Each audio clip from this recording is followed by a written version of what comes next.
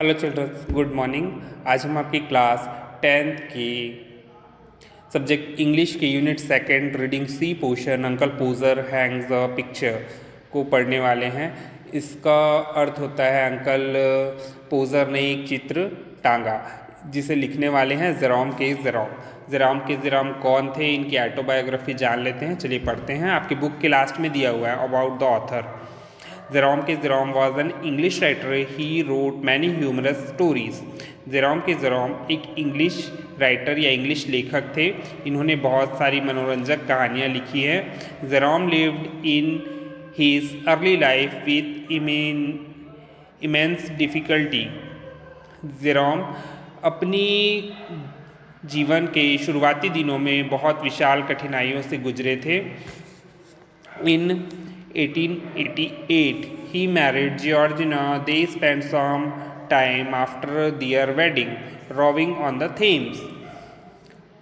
सन 1888 में इनका विवाह जॉर्जिना नाम की एक महिला के साथ हुआ था और इन्होंने अपने विवाह के पश्चात रोइंग ऑन द थेम्स नाम की एक जगह में अपना समय बिताया था।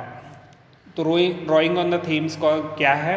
रोइंग ऑन द थेम्स जो है वो एक प्रकार का नौकायन क्लब है जो यूनाइटेड किंगडम में स्थित है। यहाँ पे इनके समय गुजारने के दौरान इन्हें यह इस ट्रिप के दौरान Their trip inspired his most successful book, Three Men in a Boat. यहाँ समय गुजारने के दौरान उन्हें एक बहुत सक्सेसफुल बुक लिखने के लिए प्रेरणा मिली थी। वो बुक कौन सी थी? The three men in a boat, तीन व्यक्ति एक नाव में। Royalties from the book help to improve his financial condition and since then Jerome devoted his life to writing. उनकी जो ये बुक है इतनी ज़्यादा फेमस हुई या इतनी पॉपुलर हुई जिससे कि इनकी जो फाइनेंशियल कंडीशन है वो इम्प्रूव होने लगी, अच्छी होने लगी। जिसके पश्चात या जिसके बाद जेरोम ने अपनी लाइफ को या अपने जीवन को लेखन हेतु समर्पित कर दिया था। तो पूरा टाइम वो उसके बाद अपना समय सिर्फ लेखन में देने लगे थे। चलिए आगे आ जाते हैं। A new picture would have come and be standing in the dining room waiting to be put up, and Aunt Poser would ask what was to be done with it, and Uncle Poser would say, "Oh, you leave that to me.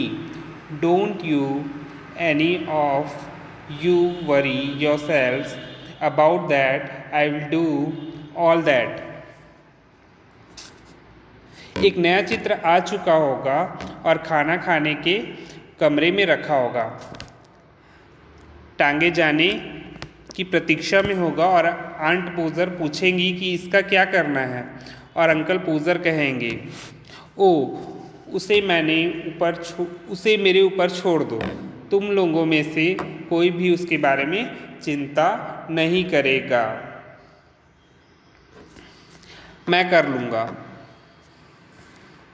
And then he would take off his coat and he would send the maid out for 6 pennyworth of nails, and then one of the boys after her to tell her what size to get, and from he would gradually work down and start the whole house.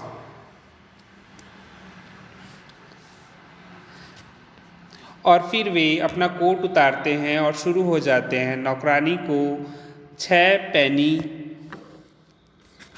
देकर कील मंगाने के लिए भेजते हैं। पैनी क्या होता है? पैनी पे हमारे यहाँ जैसे चिल्लर होता है ना, वैसे टाइप के पैनी चिल्लर देके नौकरानी को कील मंगाने के लिए भेज देते हैं और बच्चों में से एक को उसके पीछे भेजते हैं कि किस प्रकार की कील या किस टाइप की कील लेकर के आनी है, और उसके बाद क्रमशः अपने कार्यों को पूरा करते और सभी को अपने काम में लगा देते हैं।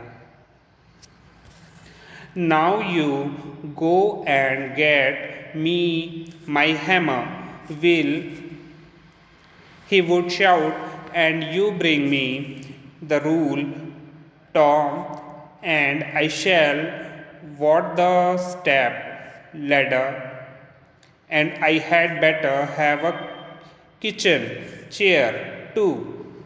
And Jim, you run round to Mr. Goggles and tell him Daddy's best wishes and hopes his leg is better, and will he let him have his spirit level for the evening. And don't you go, Maria, because I shall want somebody to hold the light.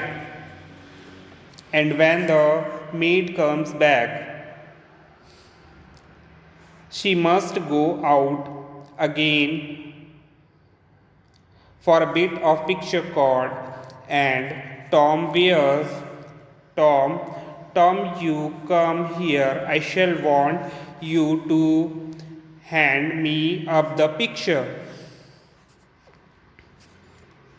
Will, अब तुम जाओ और मुझे मेरा हथौड़ा ला करके दो.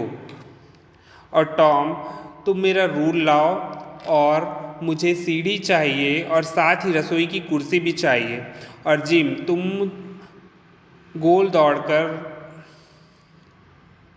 Mister Google's के पास जाओ और उन्हें कहो पिताजी की शुभकामनाएं, वे उम्मीद करते हैं कि अब आपका पैर ठीक होगा. और उनसे कहना कि आज शाम तक के लिए अपना स्पिरिट लेवल दे देंगे. और मारिया, तुम कहीं नहीं जाओगी क्योंकि मुझे लाइट पकड़ने के लिए एक व्यक्ति की आवश्यकता है.